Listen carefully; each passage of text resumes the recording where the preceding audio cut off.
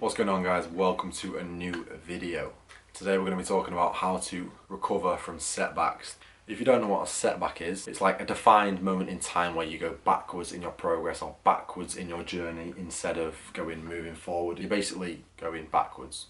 As simple as you go backwards. This can happen from injury, anxiety, socially, anything to do with that. Obviously it's out of your hands. There are ways to overcome it, which I'll be talking about in this video.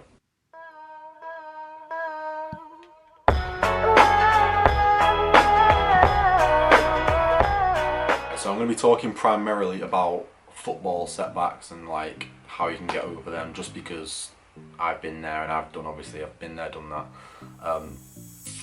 I've been through it, so I kind of know how it works. So I'm just going to use football as a primarily example. So I'm going to do it in stages from like 1 to 5 or whatever, 1 to 10, however many facts I can tell you about how to recover from a setback. The main one I can talk about is injury. So for example, I've been ruled out now for 6 weeks, 6 to 7 weeks because of a ligament damage on my right ankle. If you see my other video, it was a fractured, I don't know the word, but it was fractured and ligament damage at the same time. A bone was chipped when playing football, which obviously isn't ideal. I can still walk on it, but again, it obviously impacts what I can do now. I can't run, I can limp in terms of cardio. I can do weights, but it's not gonna help my football, is it? So there's only so much I can do at the moment in terms of fitness wise. So starting from that, I'm gonna go with injury. So the main thing to do with setbacks is how you bounce back. So for example, the main thing from setbacks, like I said, is how you react to it.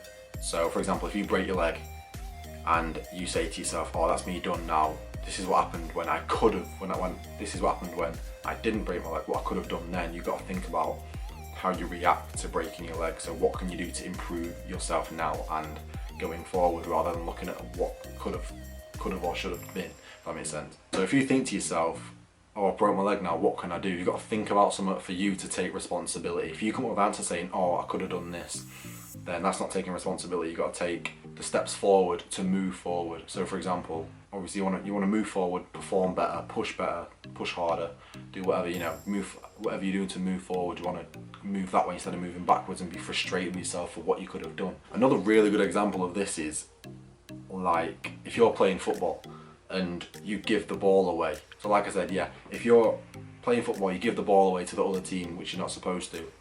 Instead of saying in your head, oh, why didn't I do this? I'm crap and whatever. I shouldn't have done that. Work forward. So what can you do to improve next time, or what can you do to make your wrongs are right? So again, that's just one setback. I've got loads and loads of examples. I'm pretty sure in 2012, Jordan Henderson, if obviously you watch football, you know who that is.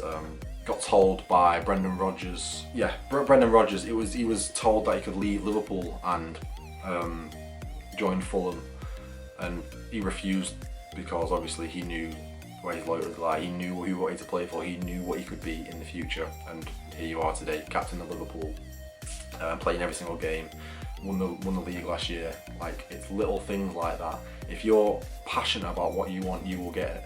It's as simple as that. Another thing which I can talk about setbacks is when I get injured, for example, the first thing I think of is like, oh no, my fitness is going to lower. My fitness is going to be terrible for the next however long I'm injured for. Like, I've got 6 weeks out now, which isn't good. Like, I've been running my fastest 5Ks ever. I've been feeling as fit as I can.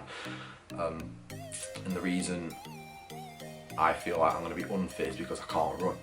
But the main thing is your mindset and how you recover from the injury. Like, for example, bouncing back, it doesn't come down to fitness or physical training or anything like that. It's down to what the mindset is, like the way you think, if that makes sense. There's another saying I go by, it's the 3 R's. It's recognise, regroup and refocus. Again, this is football orientated, so you can link it to whatever sport you do, but I'm using football as an example. So, right, another thing that I'd like to talk about is journeys. So I know a lot of people which have made it pro, they've made it professional, they're obviously doing what they're doing, but that might be their end journey, if that makes sense. So for example, I'm going to use me as an example. I'm not semi-pro, but that's the goal. which someone else is semi-pro and they've finished their goal. But just because they've made it and I haven't doesn't mean that that's it for me. Like, they're at a different time period in their journey. And it's like that for any job, like that for anything. I do think that's like a huge like thing to look into perspectives wise. Like, make sure when you're doing whatever you're doing, focus on you, don't focus on what other people have got. If you want a nice car, don't be like, oh, he's got a Ferrari, I want that. Focus on what you're doing, not what other people are doing. That's the main thing to look for. That's why people get like disturbed, and that's why people don't want to obviously carry on what they're doing. They get like they get annoyed and frustrated because they've not made it. But that's the main thing, like, they're at a different time in their journey than you are. Just know that.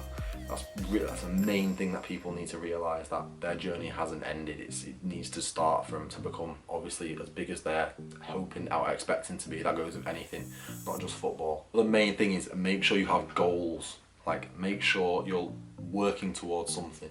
There's always stuff to look forward to. For example, mine's now the road to recovery, and then like before this, it was road to sub 19 minute 5k. Just because it's lockdown, you can't do anything about it. So obviously my plans have changed now. I'm on the road to recovery for my ligament damage, but again, like, there's not much I can do about where I am now. You have to focus on what you can. Other than that, again, make sure your goals are realistic. If I was you, I'd get a diary, write them stage by stage, like step 1, recovery, step 2, do a 5k, step 3, timed 5k, step 4, speed 5k, and then like little things like that. Make sure you progress your goals bit by bit instead of stupid like, right, I've recovered now, let's do a 10-minute 5k. It's just not realistic. But again, goals is a huge thing I do recommend doing. It helps a lot and gives you stuff to look forward to. So again, thank you for watching this video. If you did enjoy, please don't forget to leave a like, comment, subscribe if you are new, and I can do a lot more talking if you want, talking videos if that's what you're into. But yeah, don't forget to leave a like, comment, subscribe if you are new, and I'll see you in the next one. No, I'm not MJ, but I am bad. Whatever they say about me, tell them I'm glad. And it's time I problem that you kids saying I'm dad. Pass me the Rizla, half of a fag. My weed over there in the bag. Take 2 toes and give me that back. You don't give me no cash, don't give me that crap.